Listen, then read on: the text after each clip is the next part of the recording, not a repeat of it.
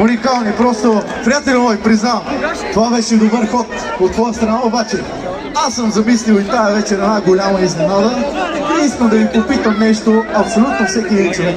Гледали ли сте къщата на инфлуенсърите? Добре, но не. Знаете ли какво е КПД според те? КПД! По-скоро знаете ли коя е най-силната коалиция в къщата на инфлуенсърите? А знаете ли кой е най-популярният от КПД? Димитър Мариянов!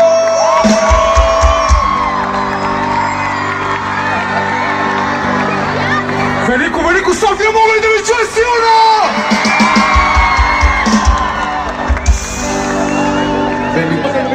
Между другото, разбрали сме се да кажа само 3 думи тази вечер и ако някой от вас евентуално запеят, те момчета ще ме почерпят. Това ще стане с помощта на Иван Тишев и невероятния Ник Николаев. Мога ли силно да ви чуя за тях? Павка, гледаш, брат, само 3 думи. Само ако бях пропуснал дали щях да поема посока различна от пътя ми, когато се спрях и очите бяха пълни със сълзи. София, изпейте го силно с мен!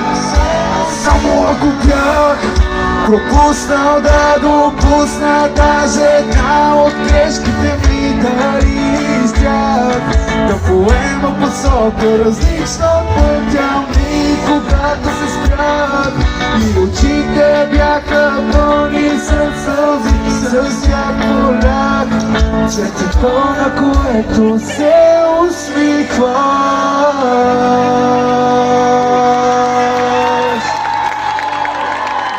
София, благодаря ви! Между другото, изключително близко сме до къщата на Кум